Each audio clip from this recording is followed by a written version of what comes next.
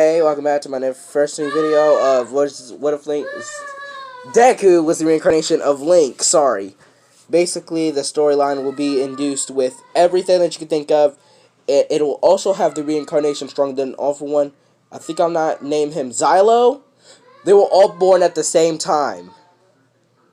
All Might had his child Mia, and Deku, aka Link, was born at the same time along with Mia, aka Zelda, and Xylo, aka Ganondorf, was born.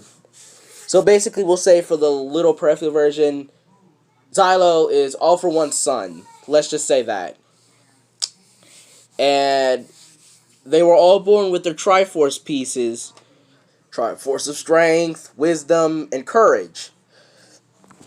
But during when they're birthed, a wild power outage. It was a big power surge. Like if you saw Sonic the Hedgehog the movie, okay, watch that out. I'll be doing what ifs on that as well. But basically, the power surge was so large, it caused a worldwide blackout. It caused like a blackout in their entire city for about a day, for about a couple of seconds. Then powered back on after they were born. See, they thought that their quirks were manifesting as soon as they were born. They're like, wow, all three kids have electricity quirks? That's amazing. But during when they were 4 to see, the doctor said that they had no quirk. But Xylo didn't go because, remember, All For One's son, he can't. So they had a doctor come by who was actually manifesting quirks as well. Come by and say, sorry, your son is quirkless. But it didn't make sense for All For One because he was like, my son is quirkless. That's impossible. My son had electricity and a blackout happened a lot. Now, he said it maybe has something to do with that word triangle on his hand. All For One is just noticing this. See, now I'm going between Mia, Xylo, and Izuku, basically. So I'm gonna go to Mia. She went through the same thing, but at a public hospital because she's not the daughter or son of the wanted criminal, and yeah, that was basically what I always wanted to. So basically, she went around with her father a lot. And in this timeline, I'll say All Might doesn't get the infection. I know people are going to be like, why? I'll explain that in part 2. I'll explain it. So, basically, in fact, I'll give you a little preview. Basically, All For One attacked All Might at their house. And Mia activated her powers out of fear for her father and blasted All For One away, not giving All Might the same wound and letting him maintain his buff form forever. But I'll say, in this timeline, we're going to skip straight to starting anime. Deku is running, but his cardio is physical strength, and his body is a lot more muscular than you think. It's around Link's muscularity. He also had a very good power with swords. He still has all of his memories of his swordsmanship, his training. And I'll be taking Breath of the Wild physics out of this and saying that he can parry and shield serve very well. I'll be taking Breath of the Wild physics out of this. And basically, there's this old house in the middle of the woods that nobody goes to.